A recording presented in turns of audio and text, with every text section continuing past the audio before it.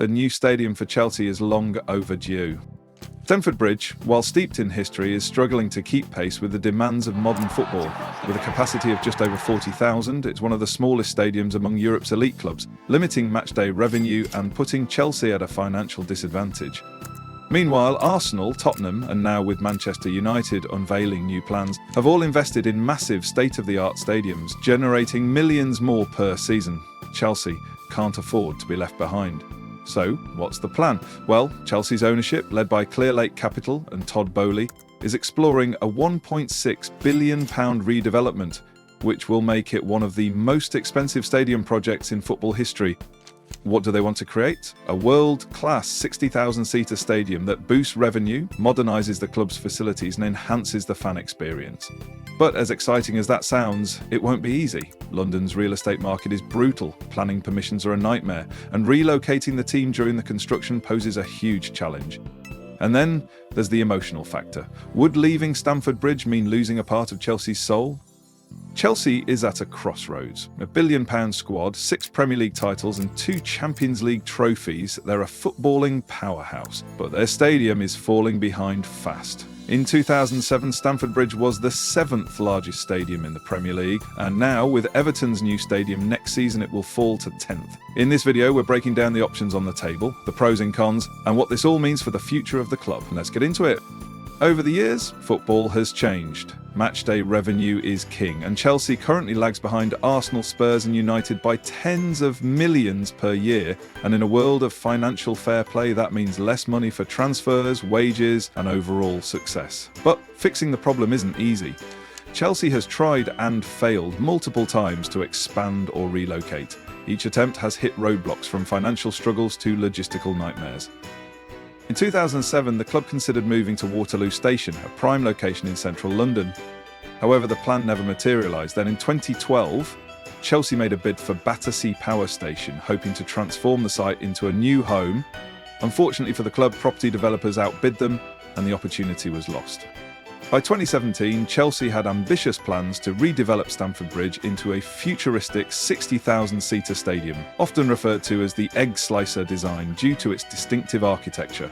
But once again, financial difficulties forced the club to scrap the project, leaving them back at square one.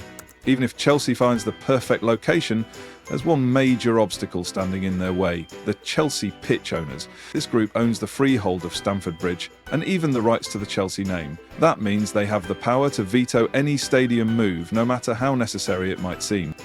Even Roman Abramovich, one of football's most influential owners, failed to buy them out in 2011. With these past failures in mind, the question remains: what are Chelsea's options now? Option 1. Expand Stamford Bridge. Sounds simple, just build bigger. But it's not that easy. Firstly, Stamford Bridge is boxed in by train lines, businesses and homes. There's no room to expand outward, and digging down would only add a few thousand seats, not nearly enough to make a real difference. And going higher? That's where it gets complicated. A protected view from Richmond Park to St Paul's Cathedral means any vertical expansion could be blocked by planning restrictions. For an expansion to be financially worthwhile, Chelsea would need at least 20,000 more seats. With so many limitations, this option seems unlikely. Then there's the atmosphere. Stamford Bridge wasn't built with modern acoustics in mind, and adding more seats wouldn't necessarily fix that. Option 2. Rebuild Stamford Bridge. A full teardown and a rebuild on the same site is another possibility.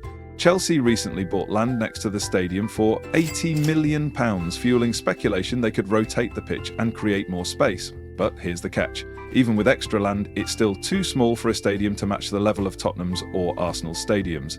And the cost? £1.6 billion, more than building a stadium elsewhere. Then there's the biggest issue. Where would Chelsea play during construction? Wembley? Twickenham? Craven Cottage? None are ideal, and a temporary move could last up to 7 years. Option 3. Move elsewhere. And here's the big one, the most realistic long-term solution, but also the most controversial. And the top candidate is Earl's Court, just a mile up the road. It used to house a massive exhibition centre and has been empty since 2016, but the problem is that developers already have plans for housing, offices and cultural venues, but no stadium.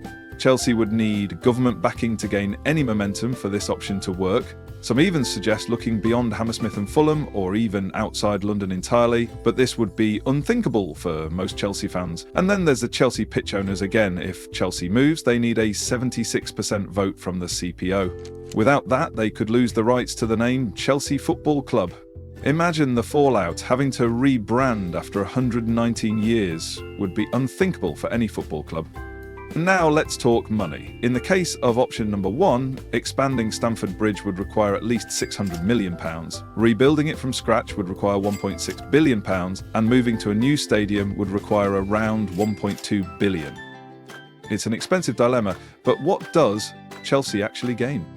A 60,000-seat stadium could generate an extra £39 million per season, closing the financial gap with Arsenal and Spurs. That's the difference between consistently signing world-class talent or watching rivals pull ahead.